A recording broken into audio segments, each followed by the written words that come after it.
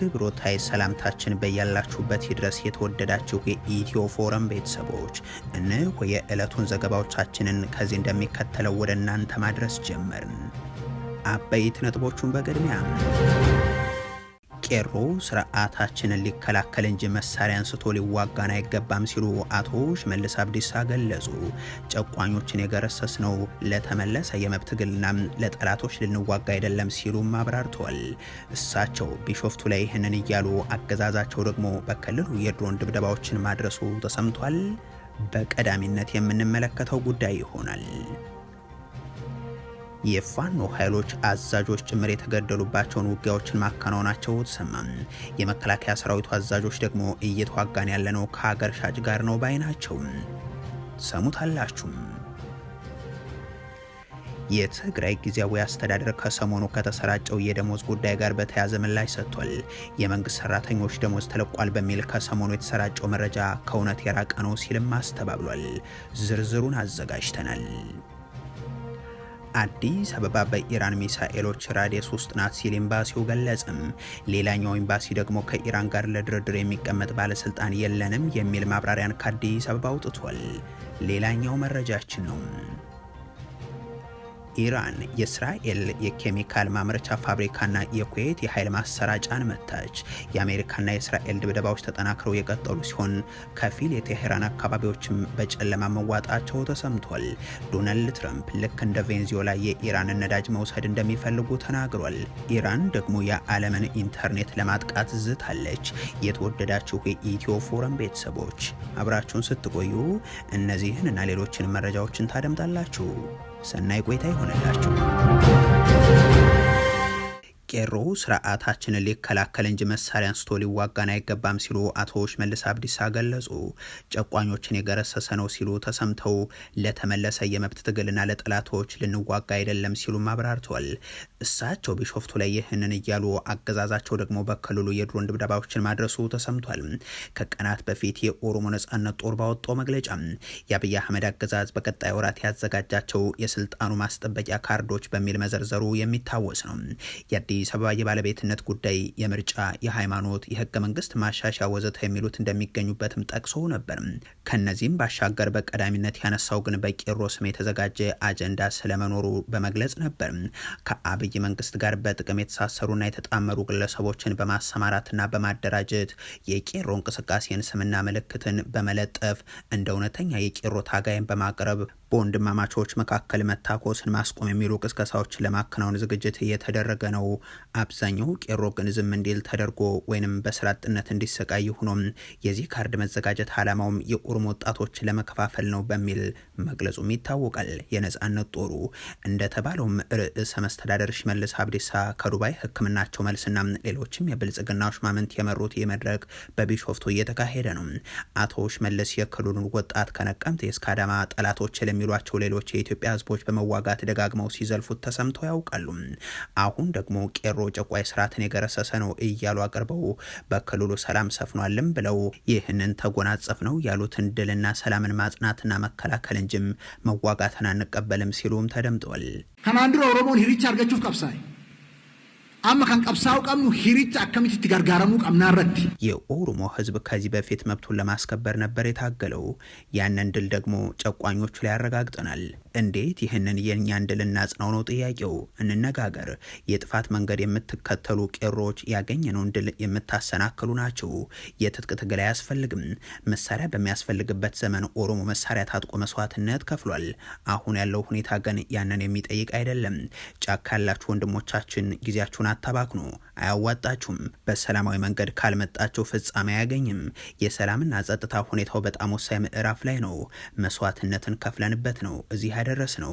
ታግለን ያመጣነውን ይህንን ስርዓት መጠበቅ ነው ያለብን። ባርቃወይም በርባቺሱ ኦሮሞ ቀወይ ባትን ቀብሳይ እናቶ ሽመልስ አብዲሳና እናቶ ከፍያለው በቢሾፍቱ ቄሮ ጨቋኝ ስርዓትን አስወግደዋል በሚል ሲናገሩ ተደምጧል። ነገር ግን ቄሮ የታገለው ጨቋኝ ስርዓትን አስወግዶ ገዳይ ስርዓትን ለመትከል ነውን የሚለውን ጥያቄ አላነሱም። የኦህዴድ ብልጽግና ባለስልጣናት ቋንቋ እየቀያየሩም በተለይም የኦሮሞ ወጣት ጠላቶች መጡብህ ጠብቀን ንግግርን በማድረግ ይታወቃሉ። ጠቅላይ ሚኒስትሩ በቅርቡ ወለጋ ላይ ተመሳሳዩን ሲያደርጉት ሰምተው ነበር።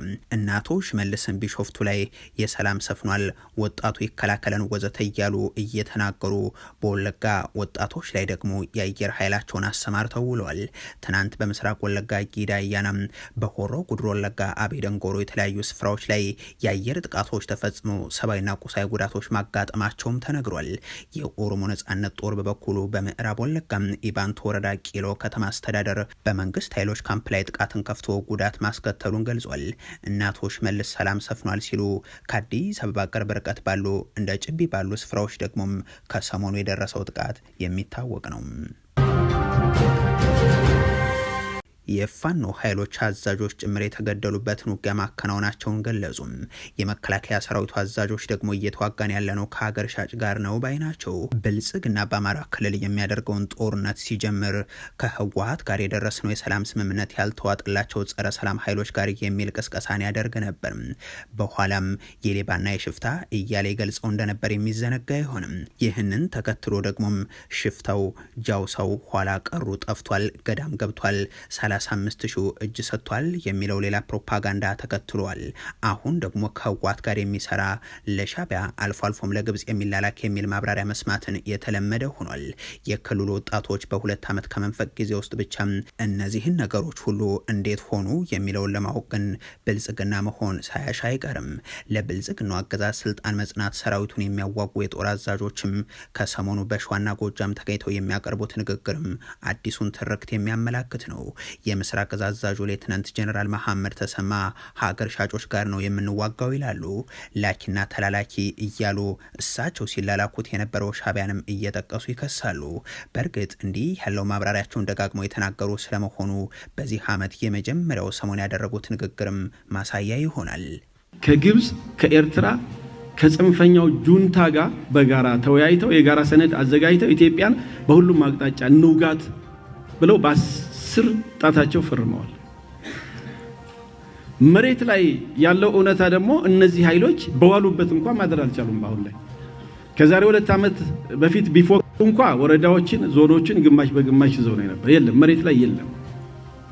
ያገዛዙ የምርጫ ሂደትን ቢያንስ በከፊል የክልሉ አካባቢዎች ተፈጻሚ ለማድረግ ከፍተኛ ጥረትን እያከናወነ የሚገኘው ብልጽግናም በየአካባቢዎቹ የሰራዊቱ አመራሮችና የክልሉ ተላላኪ የብልጽግና ሹማምንትን አሰማርቶ ስብሰባዎችን እያከናወነ ነው። እነዚህ የብልጽግና ሰዎች ህዝቡን በዱላም በጎራዴም በጦርም መከቱልን የሚል ቅስቀሳ ውስጥም ናቸው። ወታደራዊ አዛዦችም ታሪካዊ ጠላትና ሴራ እያሉ ነው። ሌትናንት ጀነራል ሹማብደታም ጠላቶቻችን ተስፋ አስቆረጥን እያሉ መልሰው ደግሞ ከታሪካዊ ጠላቶች ጋር ተቀናጅተው ሊያፈርሱን ነው በማለት ይከሳሉ። በእንዲህ ያሉ የተሰለቹና ያልተቀየሩ የፕሮፓጋንዳ መንገዶች መቀየር ያልቻለው የክልሉ የጸጥታ ቀውስ ግን አሁንም እንደቀጠለ ነው። ባለፉት 2 ቀናት በምዕራብ ጎንደር አርማጭሆ ቀጠና የነበረው ውጊያም የመከላከያ ሰራዊቱ የአካባቢው አዛዦች ጭምር የተገደሉበት እንደነበር የፋኖ ኃይሎች ሪፖርት ያሳያል። ከዚህም ባሻገር ከባድ እና የነፍስ ወከፍ የጦር መሳሪያዎችን ያገኙበት ስለመሆኑ መግለጻቸው አይዘነጋም።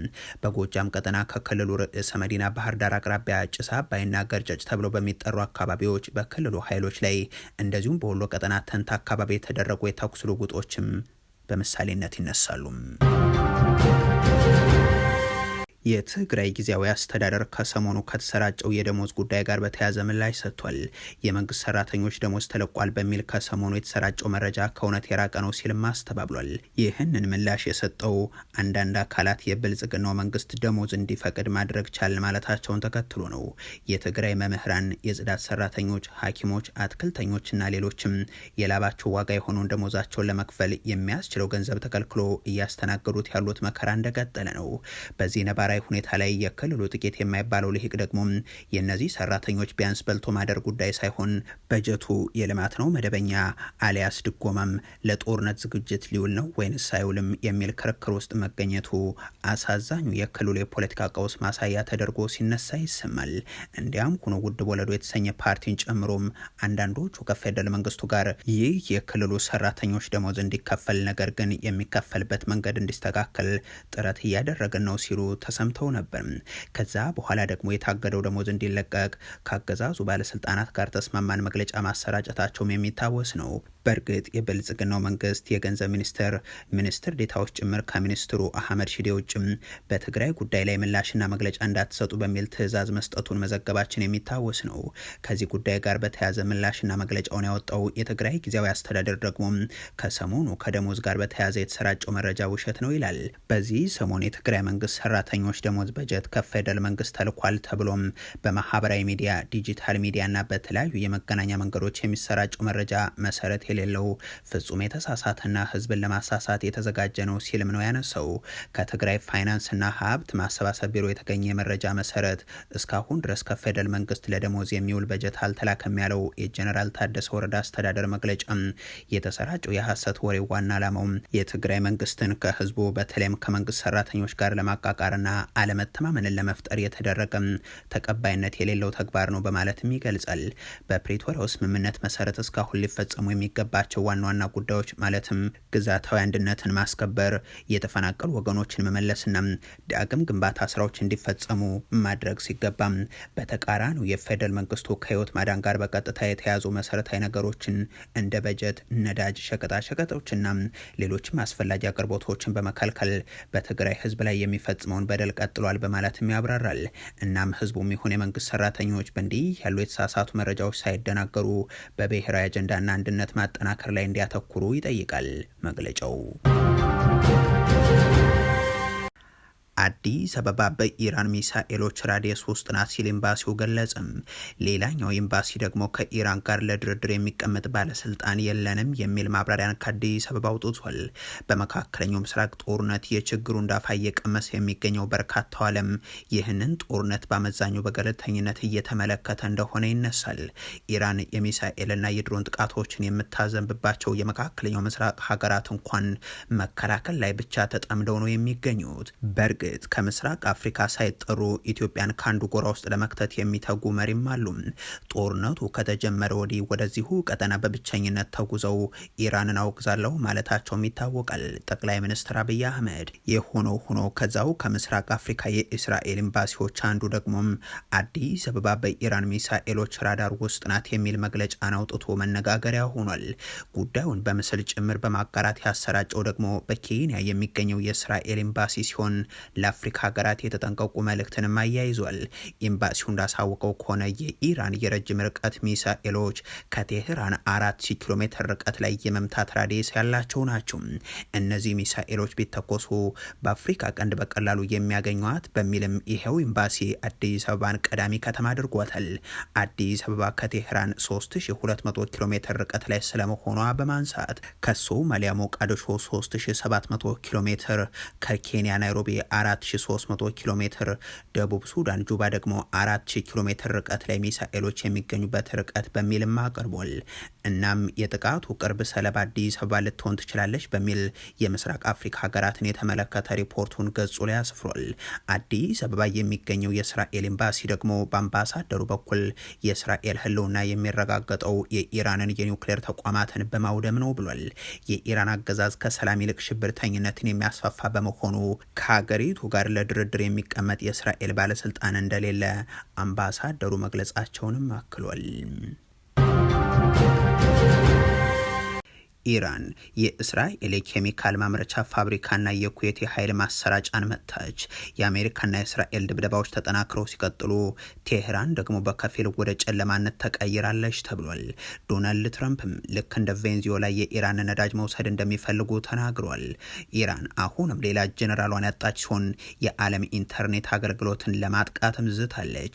የመካከለኛው ምስራቅ ጦርነት የጦር ሰፈሮች ላይ ካነጣጠሩ ጥቃቶች ወጥቶ አሁን ኢንዱስትሪዎችንና የኃይል ተቋማትን ጭምር የሚያዳርስ ሆኗል።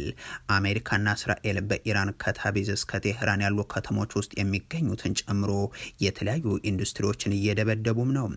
በኢራን የኃይል መሰረተ ልማት ተቋማት ላይ በተፈጸመ ጥቃትም ቴህራንን ጨምሮ የተወሰኑ ከተሞች የኤሌክትሪክ ኃይላቸው ተቋርጧል።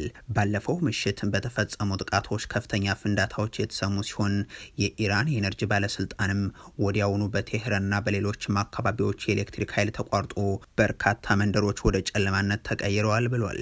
ኢራን በበኩሏ በእስራኤል የኢንዱስትሪ ማዕከል ላይ የሚሳኤል ጥቃትን አድርሳለች። የእስራኤል ጦር እንዳሳወቀው ቴህራን በኢንዱስትሪ ማዕከሉ ላይ በፈጸመችው በዚሁ የሚሳኤል ጥቃት የኬሚካል ማምረቻ ፋብሪካ በሳት ተያይዟል። ጥቃቱ በተፈጸመበት አካባቢ የሚገኙ ሰራተኞችና ነዋሪዎችም ደህንነቱ በተጠበቀ ቦታ ላይ እንዲጠለሉ ማሳሰቢያ አውጥቷል። ኢራን አሜሪካና እስራኤል ለሚፈጽሙባት ጥቃት አጻፋ በሚል በአካባቢው በሚገኙ የዋሽንግተን አጋር ሀገራት ቁልፍ ተቋማት ላይ ጥቃቶችን እየፈጸመችም ናት። በኩዌት የኃይል ማሰራጫ ማዕከል ላይ የፈጸመችው ጥቃት ደግሞ አንዱ ምሳሌ ነው። የኩዌት መንግስት በዚህ ጥቃት ቢያንስ አንድ ሰራተኛ መገደሉን አንስቷል። ጆርዳን፣ ኳታር፣ ባህሬን፣ ሳውዲ አረቢያም ድሮንና ሚሳኤሎችን ስናከሽፍ አደርን ብለዋል። ሳውዲ አረቢያ ውስጥ በሚገኝ የአየር ኃይል ሰፈር ላይ በተፈጸመ የኢራን ጥቃት የአሜሪካ ወታደራዊ ማዘዣና መቆጣጠሪያ አውሮፕላን መመታቱም ተረጋግጧል። ከቀናት በፊት ኢስሪ ሴንተር የተባለው አውሮፕላን በተመለከተም አንድ የአሜሪካ ባለስልጣን ኢራን በአየር ኃይል ሰፈሩ ላይ ባደረሰችው ጥቃት 2 ወታደሮች በጽኑ የቆሰሉ ሲሆን 12 ወታደሮች ደግሞ በቀላል መጎዳታቸውን ተናግሮ ነበር።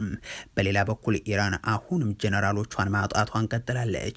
የኢራን አብዮታዊ ዘብ ጦር ከፍተኛ መኮንን የነበሩት ሜጀር ጄኔራል ሐሰን ዛዴህ በዋና ከተማ ቴሄራን ውስጥ ስለመገደላቸው ተዘግቧል።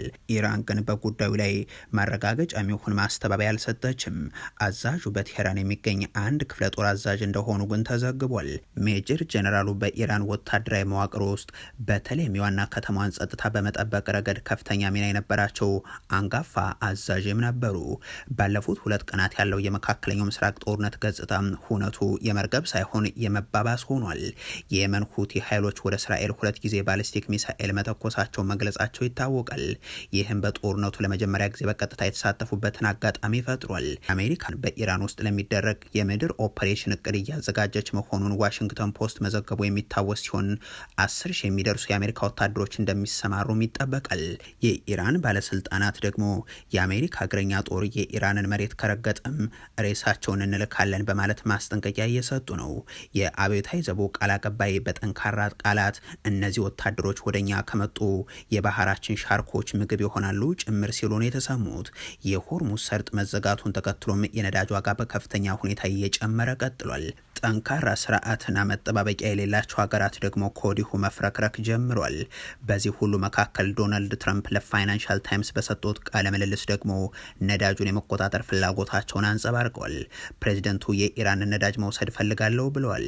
ከጋዜጣው ጋር በነበራቸው ቆይታም የኢራን በካርግ ደሴት የነዳጅ ኤክስፖርትን መቆጣጠር እንደሚሹ ነው የገለጹት።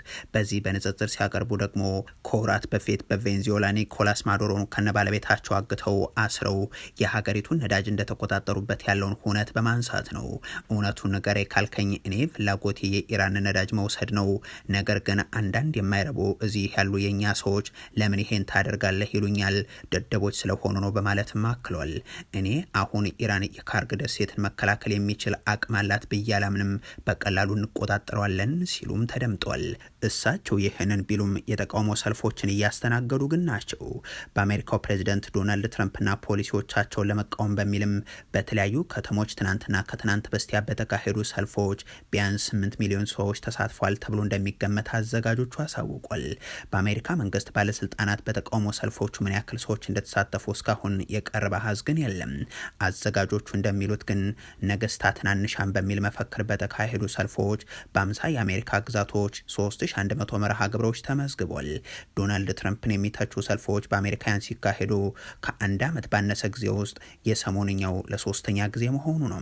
ትራምፕ የኢራንን ነዳጅ እቆጣጠራለሁ ሲሉ ኢራን ደግሞ የዓለምን ኢንተርኔት እቆርጣለሁ እያለችም ነው።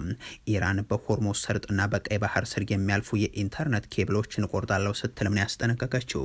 ከዓለም አቀፉ የኢንተርኔት ፍሰቱ ውስጥ እስከ 95 በመቶ የሚሆነው ከባህር ወለል ስር በተቀበሩ የፋይበር ኦፕቲክስ ኬብሎች አማካኝነት የሚጓጓዝ እንደሆነም መረጃዎች ያመለክታሉ። የተወደዳችሁ የኢትዮ ፎረም ቤተሰቦች ለዛሬ ያሉን መረጃዎች ይህንን ይመስሉ ነበር። አበቃን። ቸር ያሰማን።